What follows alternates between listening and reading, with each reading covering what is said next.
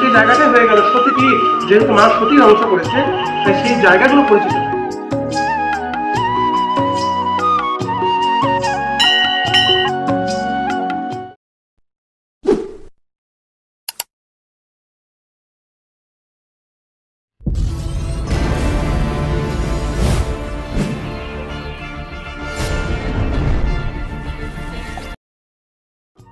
আজকের আমাদের কীটেশ্বরী মন্দিরের পর্ব।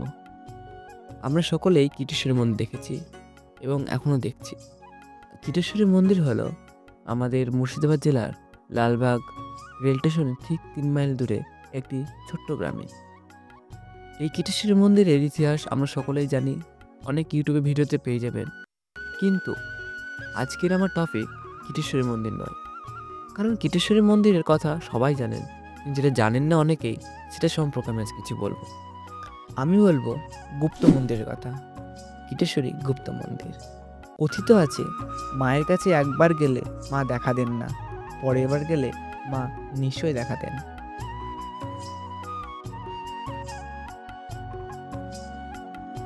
আপনারা এখন যে মাকে দর্শন করছেন ইনি হচ্ছেন কিরিটেশ্বরী মা। এটাই মায়ের সেই কিরিট কণা যেটা পড়েছিল।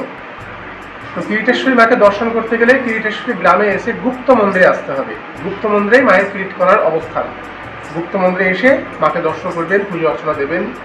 আর মেন রাস্তার ধারে আরও দুটো মন্দির আছে, ওখানেই ঠাকুরমশাইরা একটু ভক্তদেরকে ভুল বোঝান, ওটাকে কিরিটেশ্বরী মন্দির বলে থাকেন, কিন্তু তা নয়। ওটা মায়ের আগেকার জায়গা, ওখানে মা আগে ছিলেন। এখন মায়ের অবস্থান গুপ্ত মন্দিরে।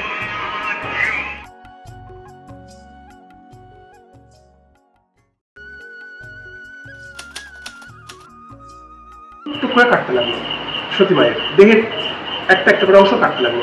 এমনি করে 51টা খণ্ড করলো, 51টা জায়গায় মা সতীর আঘাত করলো। সেই 51টা অংশই 51 জায়গায় পড়ে গেল। যেখানে যেখানে পড়ে গেল সেই জায়গাটাই হয়ে গেল সতীপীঠ। যেহেতু মা সতীর অংশ করেছে তাই সেই জায়গাগুলো পরিচিত হয়ে গেল সতীপীঠ নামে। হ্যাঁ, সেটাকেই কেউ কেউ বলছে শক্তিপীঠ, কেউ বলছে সতীপীঠ।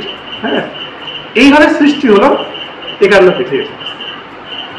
তার মধ্যে মা সতীর দেহ ছিল কাঁধে, শিবের কাঁধে, মানে পেছন দিকে মাথা ছিল, সামনে ছিল পা। আর সামনে সুদর্শন চক্রের আসার ক্ষমতা ছিল না, পেছন দিক থেকে এসেছিল। প্রথম পেছন দিক থেকে এসে ফার্স্ট অ্যাটাক করেছিল এখানে কপালে।